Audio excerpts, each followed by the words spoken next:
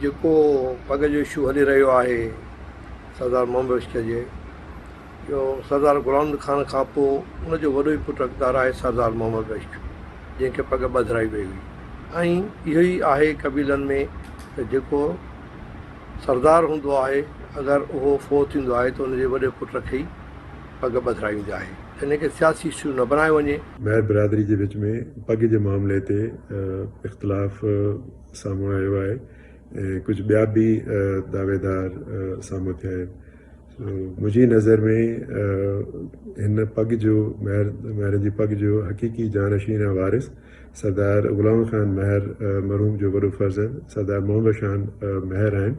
उन वक़्तु सरदार अली गौर खान जे वॾनि, असांजे वॾनि, उड़े पाड़े जे डिस्ट्रिक्ट घोटकी जे तमामु तर नंढनि वॾनि कबीलनि जा सरदार पीर फ़क़ीर सभिनी गॾिजी करे इहा पग सरदार ग़ुलाम खान महर जे वॾे फर्ज़ंद मोहम्मद शाह महर खे पग वधाई हुई।